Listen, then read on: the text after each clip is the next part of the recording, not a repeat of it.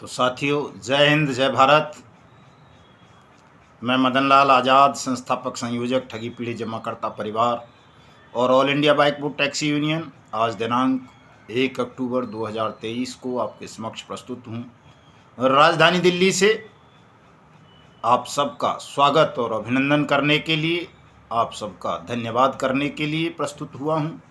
चूँकि साथियों, अंततः वो दिन आ ही गया है जिसका न केवल मुझे, हमारे तमाम तप जपधारी वीर वीरांगनाओं को और देश के उन 42 करोड़ ठगी पीड़ित जमाकर्ता परिवारों को था जिनकी मेहनत की जमा पूंजी किसी न किसी ठग कंपनी या ठग क्रेडिट कोऑपरेटिव सोसाइटी में फंस चुकी है। आज रात्रि शेष है भुगतान दिवस प्रारंभ होने में। कल विश्व शांति के पुजारी राष्ट्रपिता महात्मा गांधी जी का जन्मदिन है 2 अक्टूबर, और उनकी जो समाधि है, जहां उनका अंतिम संस्कार किया गया था, राजघाट रिंग रोड महात्मा गांधी मार्ग, नई दिल्ली 2 पर, कल हमें वहां अपने मिशन भुगतान भारत यात्रा का समापन करते हुए गांधी जी के चरणों में अपने श्रद्धा सुमन अर्पित करने हैं, उनको श्रद्धांजलि देनी है और देश के बेईमान शासकों की मरी हुई आत्मा को जगाने के लिए, उनकी आत्मा का शुद्धिकरण करने के लिए उपवास रखना है और गांधी जी के प्रिय भजन रघुपति राघव राजा राम का पाठ करते हुए बेईमान शासकों से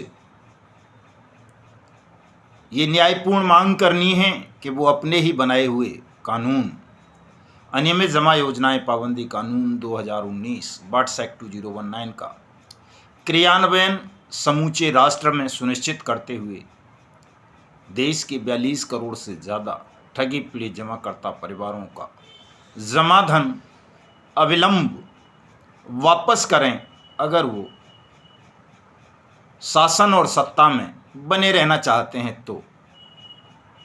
अगर उनकी इच्छा शासन में बने रहने की नहीं है या शासन में दोबारा से आने की नहीं है, तो ये उनकी इच्छा पर, उनके अहंकार पर निर्भर करता है कि वो कल हमारा भुगतान सुनिश्चित करते हैं या नहीं करते हैं।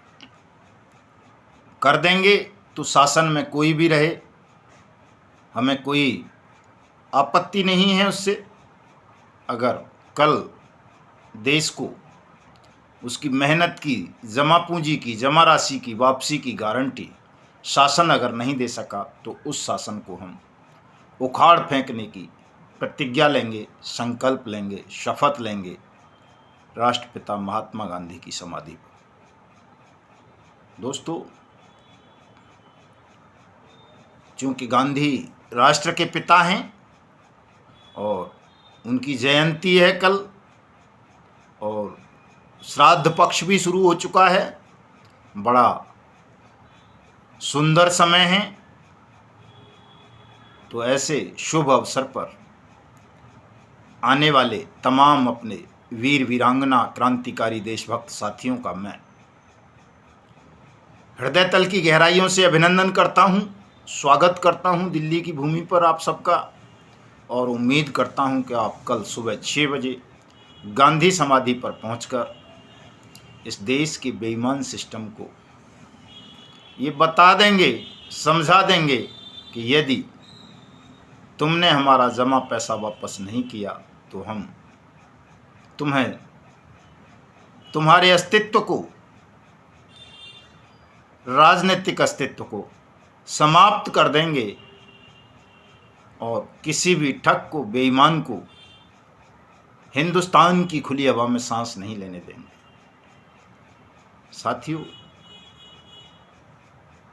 बड़ा लंबा संघर्ष करना पड़ा है आप सबको ही, मेरे साथ साथ, लेकिन बहुत ज़्यादा लंबा भी नहीं कह सकते क्योंकि कुछ वर्ष भी नहीं हुए हैं। इतनी जल्दी आपको सफलता मिल गई, आपने ठग साम्राज्य और बेईमान सिस्टम की चूलें हिला दी, ये आप सबकी बड़ी उपलब्धि है। अभी हमारे राष्ट्रीय महामंत्री अशोक मुदगल साहब ने एक पोस्ट शेयर कर रखी थी मध्य प्रदेश के मुख्यमंत्री शिवराज सिंह चौहान की, जिसमें वो कह रहे हैं कि मैंने चिट फंड के पीड़ितों का पैसा वापसी का पुख्ता इंतजाम कर दिया है, एसआईटी बना दी है किसी सीनियर पुलिस ऑफिसर की निगरानी में, ताकि इन मामलों में तेज़ी से जांच की जा सके, सबका भुगतान सुनिश्चित किया जा सके।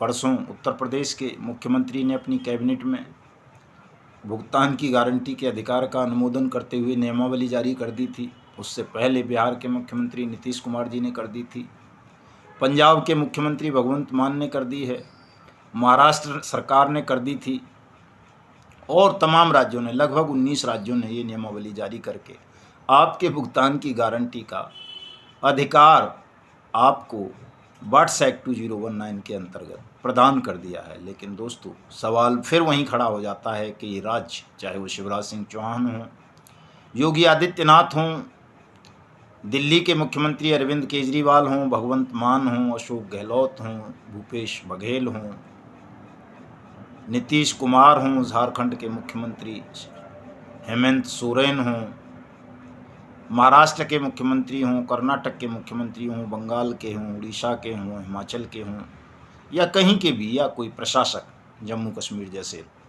केंद्र शासित प्रदेशों, वो आपका पैसा वापस कैसे करेंगे जब तक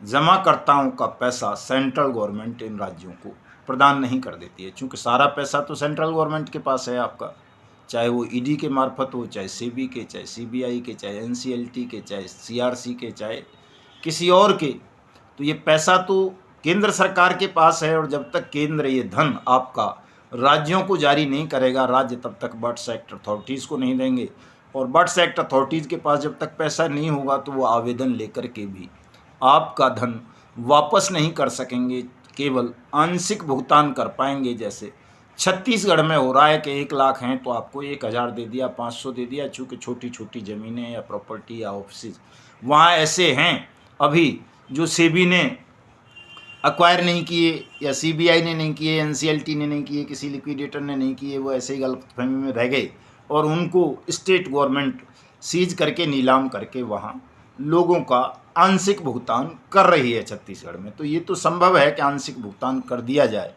जैसे मेरे अलीगढ़ में पीएसीएल की प्रॉपर्टी अभी तक सीज नहीं हुई है, आगरा में नहीं हुई है, और कई जगह नहीं हुई है, पंजाब में बहुत सारी जगह नहीं हुई है जो सेबी के अंडर नहीं है। तो उनको स्टेट गवर्नमेंट चाहे तो पीआईडी एक्ट्स और बर्ड्स एक्ट के अंतर्गत सीज करके नीलाम करके आपको कुछ पैसा वापस कर सकती है, लेकिन संपूर्ण भुगतान आपका नहीं हो सकता जब तक कि केंद्र ये जो सेबी के पास, एनसीएलटी के पास, ईडी के पास, सीबीआई के पास, लिक्विडेटर्स के पास या अन्य एजेंसीज़ के पास जो पैसा आपका सीज है, वो पैसा जब तक राज्यों को केंद्र सरकार नहीं देगी तब तक आपका संपूर्ण भुगतान नहीं होगा। केवल जैसे सहारा समूह के पीड़ितों को सीआरसी सहारा पोर्टल बनाकर एक लॉलीपॉप झुंझुना थमा दिया अमित शाह जी ने, उस तरह का झुंझुना तो थमाया जा सकता है। संपूर्ण भुगतान तभी संभव है जब सेंट्रल गवर्नमेंट, मोदी सरकार सेंट्रल डाटाबेस बनाए और जितना भी पैसा या प्रॉपर्टीज़ हैं ठग कंपनीज और ठग क्रेडिट कोऑपरेटिव सोसाइटीज़ के नाम, उनके संचालकों के नाम, उन सबको नीलाम करके वो पैसा बर्ड्स एक्ट अथॉरिटीज़ को दे या अपनी सेंट्रल बर्ड्स एक्ट अथॉरिटीज़ का गठन करे। चूँकि कानून में ये भी प्रोविज़न है कि सेंट्रल गवर्नमेंट भी मल्टी स्टेट मैटर्स में बर्ड्स एक्ट अथॉरिटीज़ का गठन करेगी और उनके माध्यम से लोगों का भुगतान करेगी, उनकी जमा राशि का 2 से 3 गुना।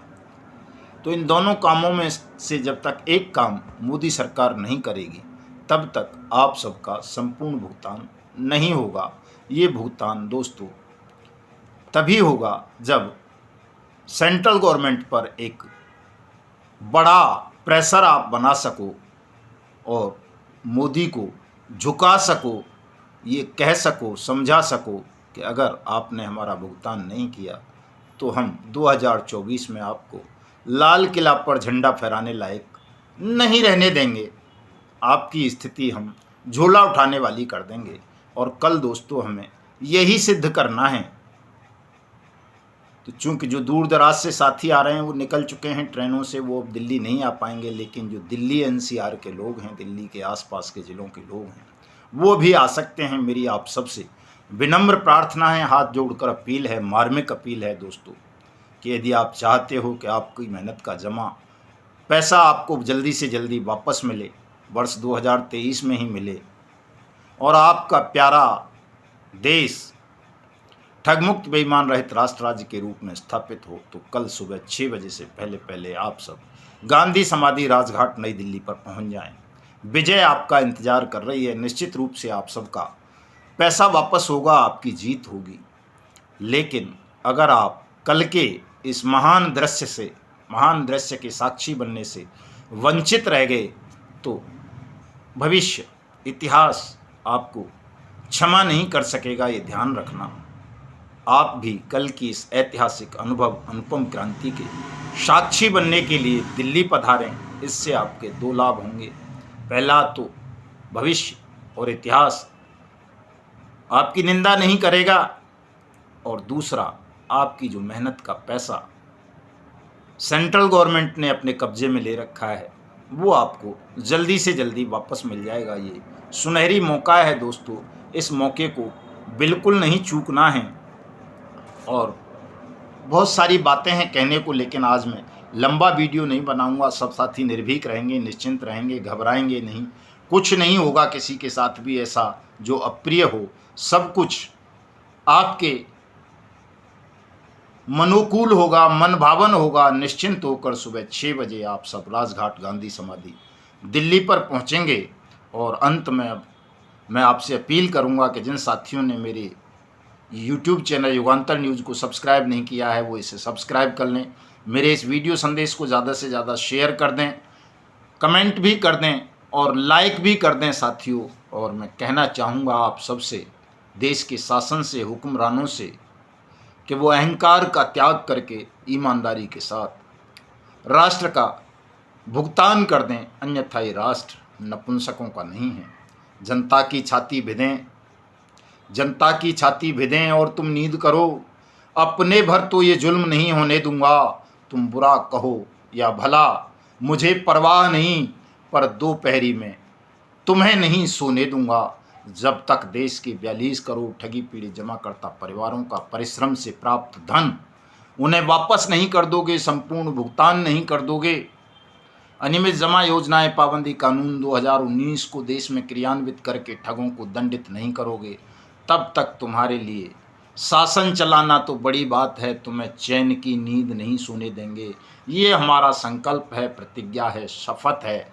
और तुम चाह कर भी, पूरी ताकत लगाने के बाद भी किसी सत्याग्रही का, हमारे का कुछ नहीं बिगाड़ पाओगे। ये ध्यान रखना। ये ईश्वरीय वाणी है और इस वाणी को मिथ्या नहीं किया जा सकता। जय हिंद, जय भारत साथियों।